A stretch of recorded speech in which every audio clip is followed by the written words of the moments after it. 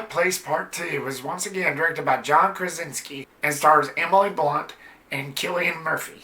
And the story follows the continuation of the Abbott family as they venture into the outside world, only to find out that the creatures that hunt them by sound isn't the only threat lurking about.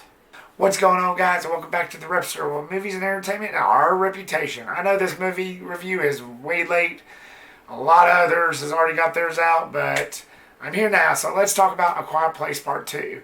But first of all, I just want to say that I do remember watching the first one, and I really did like it. I watched it once in theaters with some friends, and I bought it here recently on 4K, got caught up on it because I knew I wanted to see the second one.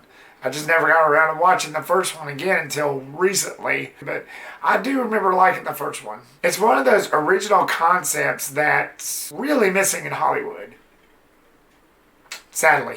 So I really wanted to watch the first one to reflect how I felt before going into this one. Let's get into the positives of A Quiet Place Part 2.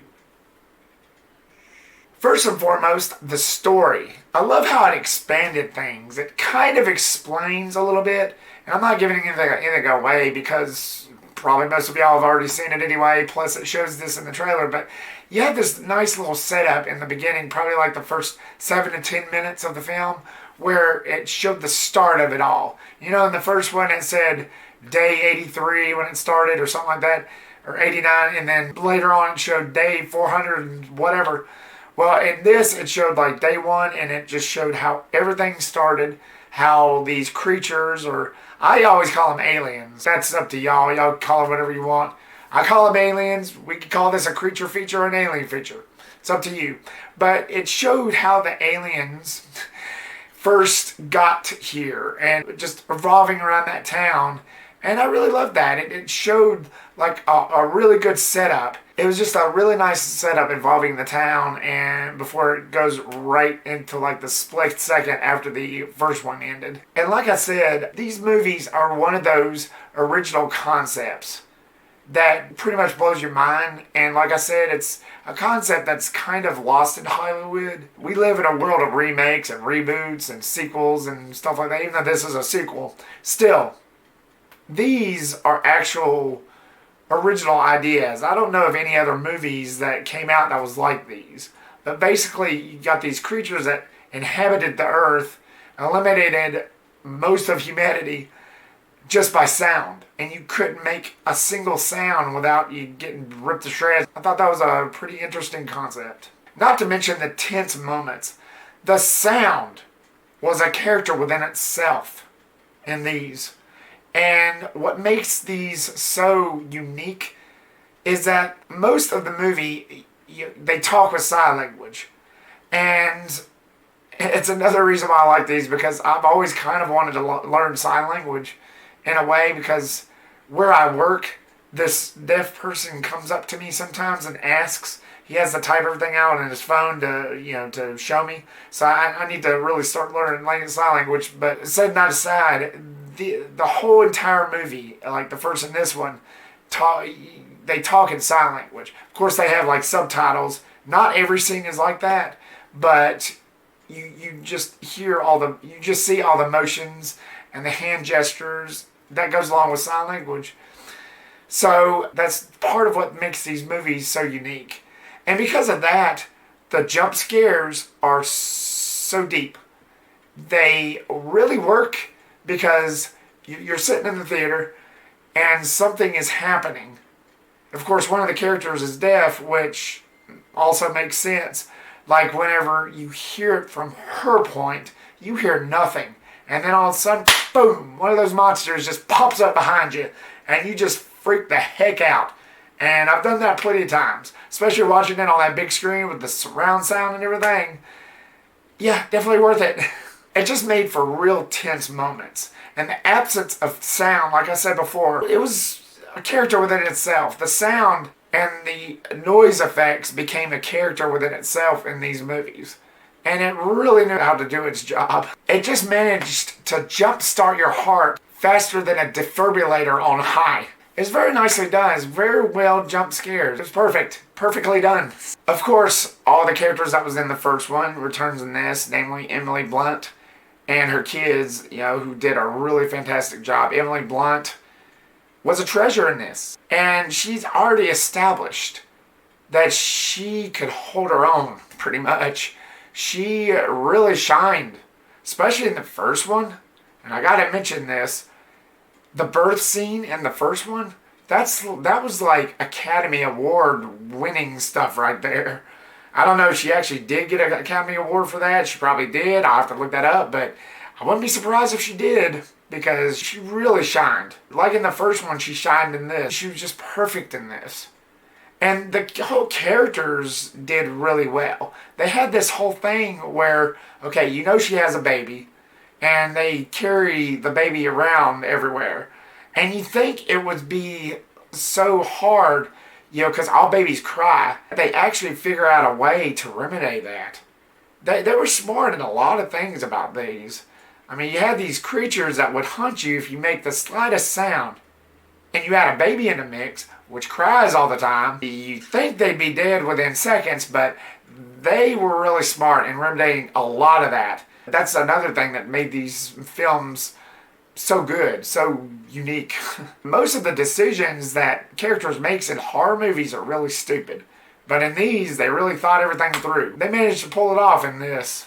Cillian Murphy, or I always call him Cillian Murphy, he did a pretty good job. I first saw him in Batman Begins, mostly the Christopher Nolan Dark Knight trilogy, and Red Eye, and I thought he was pretty good in those. So whenever I found out he was in this, and I don't see him in much stuff. He doesn't really pop up that much. But he did a really good job in this. He's one of those characters that's kind of a mystery, because something happens, without giving anything away, something happens in this movie. Something is shown that kind of puts a little bit of a question mark of this guy. But because of everything going on, I guess they'll say that for the third one. For those of you who've seen it, you'll know what I'm talking about. It's one of those confusing moments that involved one of the Emily Blunt's character's son, and something else happens, and then all this other chaos, so they don't really go back to that. So Cillian Murphy, he did a really good job. I think he's a really good actor. They should have him in more stuff. Seriously. And setting all the characters aside, because they all did a really good job, no need to mention all of them, the direction was pretty good. John Krasinski returns to direct A Quiet Place Part 2. And unlike in the first one, which he acted in as well, he didn't have as much on his plate. He managed to focus more on the filmmaking side of this film. So, not that reflected anything that the first one did, because the first one was genius. He was able to spend more behind the camera on this, and I guess like the storytelling and the expansion and everything. So he was able to focus more on that point. But again, I'm not down on the first one. The first one was awesome. It was perfect. But it just seemed like because his character died off in the first one, he was able to focus more on the filmmaking aspect side of this one. And I liked the direction. I liked where this movie was headed. I think he's a really good filmmaker.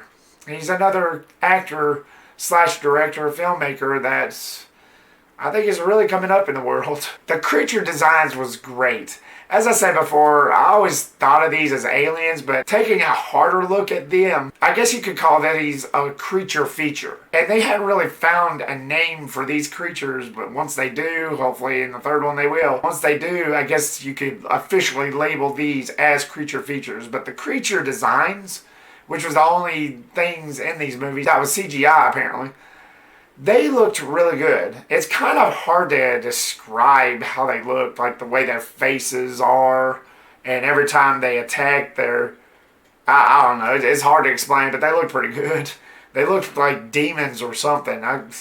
Again, hopefully they'll make another one and they'll explain further on that, but they looked pretty cool. And on to the mixed, and I'm not going to harp on this too much because this really doesn't outweigh the way this movie turned out. But I hear a lot of people comparing this to the first one on how it was just a rehash. Even though I'm comparing it to the first one, everybody's saying that it's kind of a rehash. Yeah, I guess, but you can't really look at it that way. Because these movies are what they are. What can you do, really? What more can you do? Unless you throw in some more CGI effects and make it more expensive and try to figure out, okay, where these creatures come from. They come from outer space. They come from the ground. Are they demons? You know, what? I mean, that's the only the other thing you can do to, like, really freshen it up. Otherwise, just look at it as a creature feature. As you see humanity just struggling to get by and not make a noise while doing it, all so they could survive. That's basically what these movies are. So it's not really fair to say that it's kind of a rehash of the first one. Yeah, I can see that point, but these movies are what they are. I don't really think that matters anyway. They just are what they are, right? A Quiet Place Part 2 is an edge-of-your-seat thrill ride with plenty of jump scares. It's Reptastic. So, A Quiet Place Part 2. What'd you think of it? Did you like it? Did you like the first one better? Do you like this one? Leave me your comment down below and give me your thoughts. Thank you so much, guys, for watching this video. Like, subscribe, comment, and share. And I'll see you on the next one. I will have Furious 9 out, or F9, or whatever the frick you want to call it, real soon. So watch out for that. And I will see you on the next one. Peace the Rep out.